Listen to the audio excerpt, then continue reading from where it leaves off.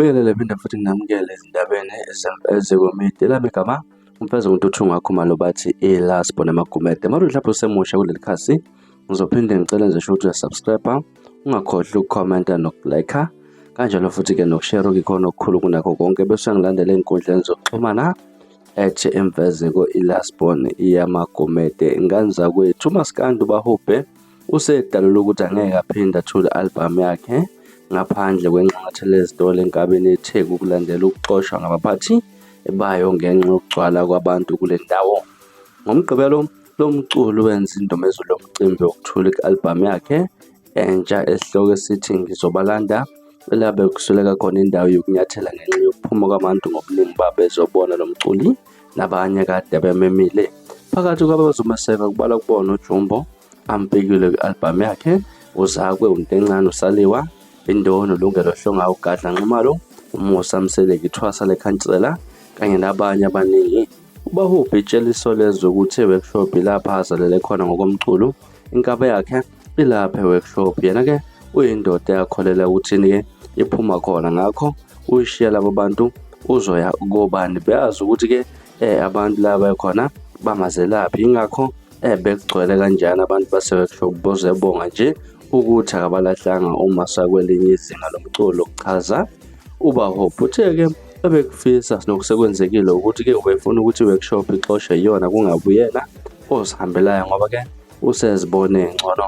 Kuyamjabulisa ukuthi kuze kwenza umcimbi wazo kwabuye abaphathi abathi le ndawo abasamfanele bese uzama yona indawo ngoba laphana akusenzeki lutho uma kukhona yena ngeke aphinde futhi abone ethule i-album yakhe workshop ngoba abaphathi bamxoshile izolo esho ngomgqibelo. Uthe-ke bethe kodwa kuyoba umsebenzi wabo ukumtholela enye indawo emfanele ngoba-ke akubanga yona azixoshayo workshop. Ukusho uBahubhe uthe umcimbi-ke ube ngaphezu kwempumelelo.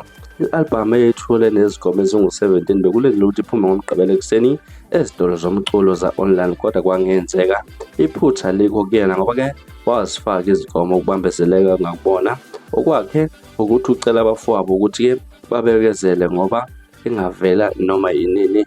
Naye-ke ukhathazekile ngoba abantu bayalwa bazi ukuthi-ke uma angayitholi ukuze kuyinkinga kuyena bekabathanda kakhulu abalandeli bakhe ngeke abenzele phansi. Uveze ukuthi kule album unemiyalezo eminingi ehlukahlukene kodwa isikhathi esiningi ukhonze ukuzidlalela.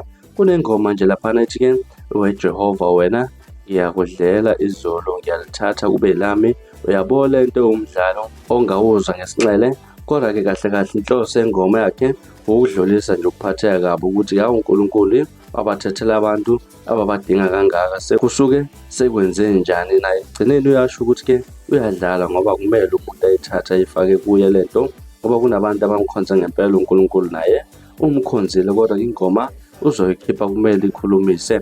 Uphethe ngokuveza ukuthi-ke uhlele ukwenza umcimbi ngakube eJolivet ozoba i-festival yomculo, kumele athandwe kangaka ezweni angabenzeli ubuhle abantu bangakubo eJolivet. Ngaza kwethi zona ndaba ezihamba phambili esenibekela zona laphana kwimfezeko media ezithinta uBahubhe.